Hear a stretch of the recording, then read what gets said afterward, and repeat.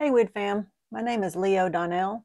I'm the founder of One Happy Widow, and I help widows and widowers pivot from grief to growth in life after the loss of their spouse. Hope and healing. So, I'm going to do a presentation today for a widow's guide to coping during the holidays. So, first, I'll just share with you if you haven't seen any of my videos before, you're not familiar with any of my YouTube videos, then I'll share with you a short version of my widowed story, and I will talk about my first year of going through all the milestones and the holidays after my husband passed away. So in 2017, my husband had a stomach ache. He went to the hospital and he found out that he was in stage 4 cancer, a very rare form of cancer. And by the time they found it, it was too late for them to do anything. So they tried to keep him comfortable. They tried to give him as much palliative care as possible. And 4 months later, he passed away. So we went in an instant from just being a regular family to trying to deal with how to cope with this loss that was impending. So that first year, I can remember going through in my mind, I kept thinking, if I can just make it, if I can just make it through the first of everything, if I can make it through the first Father's Day, the first Mother's Day, the first Christmas, the first Thanksgiving, the first his birthday, if I could just make it through the first, and in 365 days, I would be done, like I would be finished.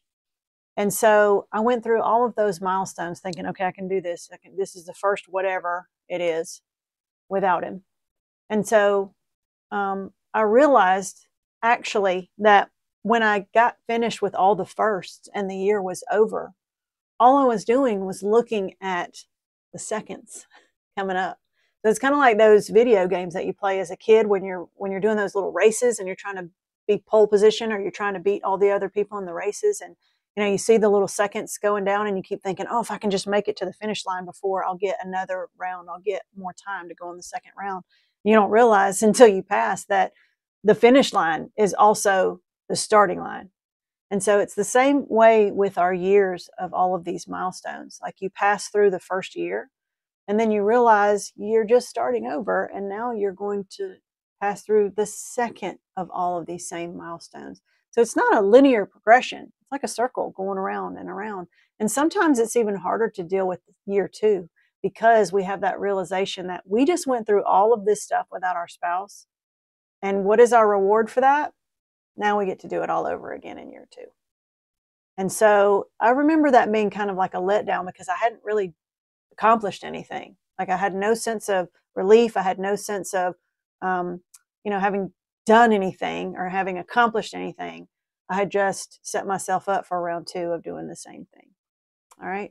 So basically that all happened on the first year. All of those milestones that I went through, the first of everything, which then became the second of everything, I noticed also that there was a lot of anticipation leading up to some of those days, some more than others. But a lot of the times the anticipation, especially of the holidays, was it caused so much anxiety because I didn't know what I was going to do or how I was going to feel or how I was going to get through this. And I noticed that. And then once the milestone actually came, once that holiday actually came, I realized that I woke up and I went through the motions and I did the things. And at the end of the day, it was just another day. And I realized that sometimes the anticipation leading up to those milestones was just as much anxiety inducing, if not more, than the actual day itself. Like for weeks, sometimes you work yourself up into this stress of not knowing how you're going to handle these holidays. And then the holiday comes and then the holiday goes and then it's over. And then now you're looking for the next one. And so, sometimes that anticipation can really wear us down. And for me, for some reason on New Year's, I remember being the toughest milestone for me in year 1. And I don't know why. It just hit me harder than all of the other milestones. And the reason why was because it was 2017 when he died. And I remember on New Year's when I had to turn the calendar over to 2018, something in my mind just gave me comfort knowing that even though it was December 31st, 2017, and he was already gone, at least in 2017, he was alive at some point. He was alive in that year. But when I turned the page over to 2018, I knew that from the very first day to the very last day, every single day in that year, and every single day moving forward after that, would be time that he was not walking on this earth anymore. And so there was something final. There was something just, I don't know, I can't explain the word, but it was just something very heavy about knowing when I turned over that calendar year to the new year that that was going to be a whole entire year, all 365 days that we wouldn't have him. And so it was almost like we were leaving that, it was that final page turning of leaving him in the past, I guess you could say. For some reason, I associate lots of dates and numbers in my grief in this process. And I think a lot of people do too. And I don't know why. I don't know if it gives meaning to our days or if it helps us pass the time or to mark some milestones. I'm not really sure. But for Valentine's Day, and I think I had told y'all this, but on Valentine's Day was the day that he went to the hospital and he found out that he was sick. It wasn't confirmed for a few more days after that, but that's the day that he went in to get all of his scans and everything. And they told him, you got to get to the doctor right away. So Valentine's Day, yep, that's got like a little association there. And that's kind of hard to celebrate now after that. Also, our anniversary. So our anniversary was on June 10th. And the date of his death was June 17th. So we celebrate our anniversary exactly 1 week before he died. Of course, we did not know how long before he died, but we did know that it was coming. He was already in hospice. And so we have the Saturday was the 10th, and then the very next Saturday was the 17th when he died. So there's only a 1 week separation between that. And then, of course, Father's Day. So Father's Day is on a different day every year, but during that year, Father's Day happened to be on June 18th because he died on a Saturday. Father's Day was that Sunday, the very next day. So as you can see, June is a tough month for me. It's a tough month for the kids. It's a tough month for all of us because we've got anniversary, date of his death, and Father's Day all wrapped up in that same month. And then during the holidays, of course, you've got a whole bunch of holidays back to back that you have to deal with too. And for some reason, this number 17 in my grief process just kind of comes up. And I don't know why, but there's a lot of 17s associated with my grief journey. So as you can see, the 17th was the date of his death, but also it was the year of his death. So it was 2017. We got married in the year 2000. And so on our anniversary, we celebrated 17 years together. So we had been together for 17. We had been married for 17 years. He died on the 17th in the year 2017. It's a lot of 17s.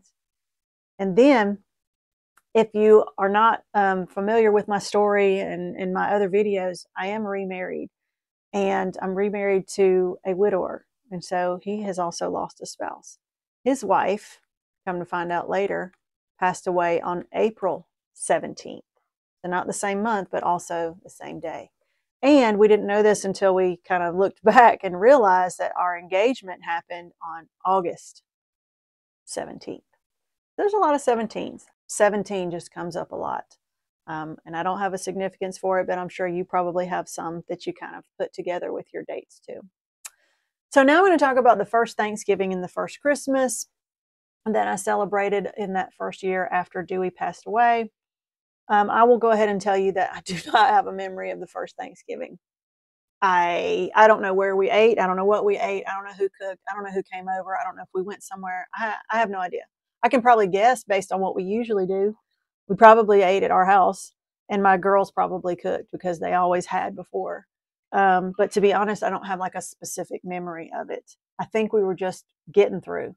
We were just trying to muddle through and figure out what to do and how to get through. And I think we just ended up just eating and having just another regular day. But to be honest, I'm not really sure. And if that is an indicator of anything, then just know that if you're going through that first time, if you're going through those milestones for the first year, also know that as time passes and you look back, you might not even remember these times anyway. And so I'm not saying that it's, you shouldn't care or that you shouldn't try, but I'm also letting you know that at some point you're going to look back and you may realize that I don't even remember that day and what I did. And so you may put a whole lot of thought and effort into making these days really special for other people, only to find out that you don't even remember what you did on those days in the past. And that's It could be just our mind's way of kind of protecting us from that grief. I don't remember a whole lot of the first Christmas, except I do remember that, we had cashed a life insurance check shortly before that. It was kind of held up in court for a while, but you know what? My kids got everything that they asked for that Christmas and more. And I'm not saying that that was the right thing to do, because looking back, it wasn't. But in my mind, I just kept thinking, well, if I just give them everything they asked for and I just buy them all this stuff, then they'll forget about their grief, because they'll be so distracted by all their new toys and their new games and all their new cool stuff that they got for Christmas that it would just maybe cover up their grief. I was trying to do anything I could think of, to make them feel better. But I couldn't bring their dad back. And that's really what was the only thing that was going to make them feel better. And I knew that's something I could not do. And so I tried to do anything else that I could think of. And one of those things was buying them a whole bunch of gifts. And like I said, I don't even know what the gifts were. I bet you could ask them what they got the first Christmas after their dad died. And I bet they would tell you, I don't remember. So did it work? I mean, I'm sure that they were glad to have all their gifts and stuff, but it didn't take away their pain. And it cost me a lot of money. And at the end of the day, it made me feel like a failure because I couldn't make their pain go away. But I did. I tried to buy my kids happiness with gifts, but I would have to say that that's a thumbs down. Okay. It didn't work. I did that for a long time after Christmas too, just so you know. And I have a couple of videos on my YouTube channel about that. It was also a mistake. So I'm not saying don't do as I do. Do as I say, not as I do. Is that how it goes? But anyway, that's about the only thing I remember about that Christmas, is that I bought a bunch of gifts for them. And that's it. I don't remember what we did. I don't remember if we went and looked at lights. I don't know. Like, I just remember I just bought a bunch of stuff. I was on a mission. Buy them a bunch of stuff. The only thing they didn't get, there was two things that they didn't get. Number one was my youngest daughter asked for a puppy. She did not get a puppy. Number two, she asked for her daddy back. She wrote a letter to Santa Claus and she asked him, please send my daddy back, and not the daddy that died, not the sick daddy she asked for, but the daddy that I had before that was well. She asked him, please, please send my daddy back. And so obviously that didn't happen either, but I saved that letter. All right, so here's some challenges that we go through. I think here's a list of some of the most common challenges that we go through as a widow for during the holidays, especially the first one, but probably every holiday even after that, because there's just a different dynamic for us. And so I'll just talk about some of these that you probably have felt or will feel or are worried that you might feel. So first, there's emotional turmoil. That's obvious. We're going through grief anyway. We're in emotional turmoil every day. And so the holidays just adds a little extra layer of emotional turmoil to our lives. There's also could be some social isolation. And so you were a couple at one time. And so you may have gone to parties as couples, and you may have gone to other couples' houses, and then your kids came over, or your kids were there and saw mommy and daddy. And so it's a different dynamic, because now suddenly you're not a couple anymore. You're a person. I don't want to say just a person. You are a person. You're a single person. You're by yourself. And so the dynamic of those things changes. Where you're going to go, who's going to invite you to where you're going to be. Just kind of how everything is. It can be socially isolating because your person's not there anymore. And so everybody tries to figure out where to fit you in. And you try to figure out, how am I going to fit into all these family and friend dynamics at these parties and these celebrations? Especially when maybe you don't feel like celebrating. It could be some overwhelming expectations. Okay. So again, like I talked about all the presents that I bought for my kids, I just kind of took that on as something that at least I had control over that. Like, I couldn't control what had happened to my husband, but I could control the gifts that I bought for my kids. So I feel like that was kind of me taking control over some of my grief during that time and not feeling quite so overwhelming. But you may have overwhelming expectations of people saying, well, are you going to cook this year? Well, what are you going to do? Where are you going to go? Well, how are you going to celebrate? Well, whose house are we going to go to? And you might not have answers to all these questions. And it can be very overwhelming when people are looking at you for answers and you don't have them. And you're not really sure what's appropriate, what's not, what's going to make you feel better. And again, you're trying to figure out, how do you celebrate when you don't feel like celebrating? Also, it's a reminder of your loss. The holidays is a time to spend time with your friends and your family. And that's a glaring time where there's a big person in your life, in your family, that's no longer there. So that hole that they left when they died is just shining a little brighter during the holidays to remind you that they are no longer there. And so it's just a reminder when you see pictures and you think about memories, and you think about all the Christmases past, and you realize that this is not going to be anything like that. It's going to be something totally different because your person's not going to be a part of it, except for through memories and however you decide to bring that legacy with you. You could be experiencing stress and fatigue, which is probably something you're experiencing every day anyway because you're in grief. But it's just exacerbated by the holidays because there's just that much more stress, that much more reminders, that many more decisions to make, and it really can wear you down. You might get some well-meaning advice from friends and family. A lot of times people will tell you things that they have no idea what they're talking about because they've never lost a spouse, and they're giving you some advice that sounds ridiculous, or maybe it sounds heartless or callous or cruel. And we have to kind of try to remember that they're trying to say something to make us feel better, and there's not really anything they can say to make us feel better. So anything they say probably sounds not great. But you're going to probably get some well-meaning advice, and people are going to tell you what you should be doing, what you could be doing. And so it might not be the greatest of ideas, but just know people love to give advice, and they're meaning well. You could be going through a financial strain.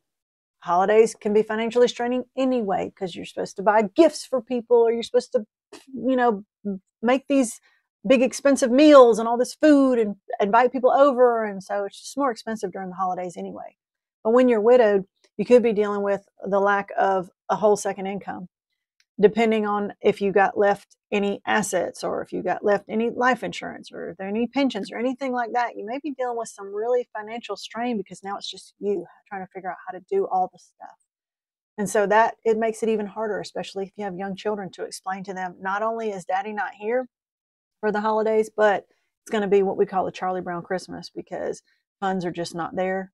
And so we're going to have to try to make do maybe without all the presents that we usually have. And that can be tough to deal with. Navigating traditions. So this is a big thing for me. I tried to figure out, well, do we do all the old traditions, or do we do a bunch of new traditions, or do we do a mix? And so I really could not decide, how to work through that. And so we'll talk about that a little bit more detail on the next slide, but just know that navigating traditions is a really tough one because you have to decide, if you're going to do the old ones, if you're going to do some new ones, or if you're going to do a little bit of a mix, and why. And then, of course, balancing grief and your traditions. And so you're already feeling, sad and that glaring loss of your person. And now you got to figure out what kind of traditions are we going to do and why. Right? So those are all kind of some things that are common challenges that you might be facing as a widow during the holidays. So here's some actionable steps that you can take in order to get through and navigate through the holidays, especially for your first one. Okay. So the first thing that you can do is just acknowledge your feelings. Okay. Don't try to ignore. Try to understand that this is going to be tough. It is tough. It's going to be tough. And we can't really make it a whole lot better with our person not being there, but we can face it. We can acknowledge it and know, because that monster that you face is less scary than the monster you turn your back on. Okay. And so, just, giving ourselves some grace and understanding that this is just really tough, and I'm having some really tough feelings. And, like I said, acknowledging it to yourself and to others can really help kind of get the elephant, it's like identifying that elephant in the room and then trying to figure out how you can deal with those emotions. Creating new traditions. Okay. So maybe you don't want to do all the old traditions, because when you do the old traditions, it's just another reminder that your person is not there to do the traditions with you. So sometimes when you do all the same traditions, it's really tough because it's just a reminder that you're doing the same things you used to do. And then that hole that was left by your spouse is just that much deeper. And so maybe create some new traditions that you can attach some happy memories to and carry forward with you into the future.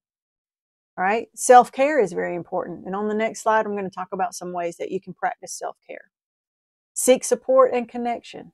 Okay. So reach out to others, friends, family members, groups, church members, neighbors, grief share, Facebook groups. However you connect with other people, reach out and don't just stay to yourself, because the holidays is the time when there's lots of connection between other people and friends and family. And so you might have to be that person that seeks out that support instead of waiting for the support to come to you, because sometimes it's awkward and people don't know how to approach that kind of thing.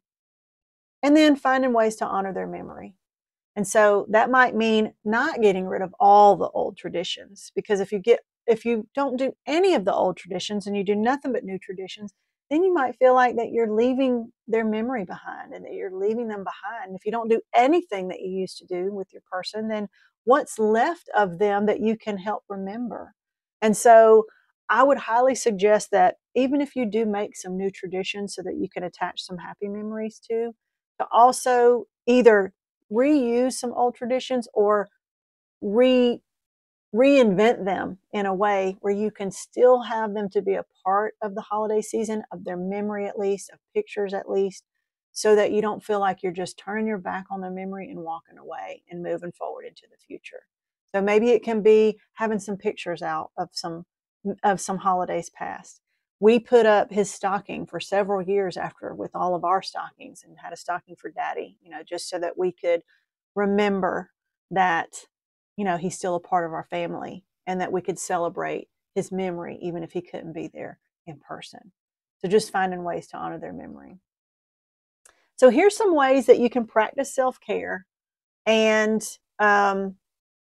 just ways that you can sort of help yourself. And I'm going to go through these quickly because I don't want to go too far over my time period. But so practice physical and emotional well-being. Okay. Take a walk. Make sure that you're taking care of yourself. Maintaining routines. This is exceptionally important every day in your grief journey, not just during the holidays, but whatever routines that you've made, go ahead and keep those routines, because getting out of the routine can sometimes lead to going into dark places. Practice mindfulness. So that just means being aware of your surroundings, aware of your feelings, and acknowledging what you're going through so that you can tackle those issues as they come to you. Prioritize yourself. Maybe go out and take yourself out and do something special one day. Go get your nails done. Go get your hair done. Go get an ice cream. Go see a movie. Go to your favorite restaurant. Go do something special just for you, just to remember that you are important too. Delegate tasks. So don't take on everything yourself. Make sure that you let other people know that you can use this help, and don't ask, just tell. Just tell your kids, okay, y'all are going to do the cooking, and then you're going to do the tree trimming, and you're going to do the lights or whatever. So just delegate and people will understand. Plan and organize. So instead of worrying for days and days and days, how is this going to go? How are these holidays going to go? And I don't even know if it's going to go over and what's going to happen and who's going to say what. Instead of wondering and stressing about it, if you have a plan, then that puts you in control of what happens. And then your anxiety won't be as high because you will have a handle on it. If necessary, seek professional help. So if you get to that point where you just cannot face the holidays and you feel like you're having thoughts that you shouldn't have, and you just really can't deal with things, and the people that you talk to you feel like can't help you, then don't be afraid to ask for some professional help. Go see a doctor, a therapist, a counselor, a grief group. There's people and groups out there that can help you, especially during the holidays. All right. Establish boundaries. So, it's okay to tell people, hey, I'm not ready to go to this party. I'm sorry that I just can't come to your function. I'm just not feeling up to it yet. I'm sorry that I can't have 20 people over to my house because I just am not up to fixing that big of a meal. And so, or y'all are going to have to, everybody's going to have to bring their own covered dish so that I don't have to handle. So go ahead and let people know what you can and can't handle. And it's not being mean. It's just letting them know so that they're like, okay, then they're able to make adjustments as necessary, and they will understand. They know what you're going through. Okay. Simplify your celebration. So maybe don't do all the old traditions. Maybe just do one. Maybe just take out the tree and put the stuff and put the, the decorations on, but maybe not do all the lights and all the stockings and all this, everything. Maybe just have your kids and and their immediate family over instead of 20 people over. So just cut back on all the extras, because all that stuff doesn't really matter anyway. It's about spending time with your family. It's not about all the extra stuff. Okay. And manage your social engagements. And so if you feel like you're being pulled in 20 different directions and being invited to all these different parties, or feeling like you have to go everywhere and you're going to run out of internal energy. So it's okay to say, I'm just going to go to this one, and I'm going to have to respectfully decline to go to that one and that one. So don't feel like you have to go to every single party, every single celebration, and see every single person at their house. So figure out what's the most important, make it simple, simplify everything. Okay. All right, so that's going to do it for my presentation. Thank you so much for joining in, and I really appreciate being invited to this event. Also, I do have a free list of holiday ideas for you, something that you can print out or you can take a look at. It's just got some specific ideas of how you could celebrate the holidays when you don't feel like celebrating, and just ways that you can incorporate your old traditions into your new traditions. And so if you want that free guide or that free holiday list, you can find that at onehappywidow.com/holidays. And then you will just put in your email address and you will get it sent straight to your email. And then just have that. So that way you can just have some ideas that presented to you that you might not have thought about before. So I hope you enjoyed this presentation, and I appreciate you checking in with me and hanging in there for this. Thank you so much. Have a happy holiday. Bye.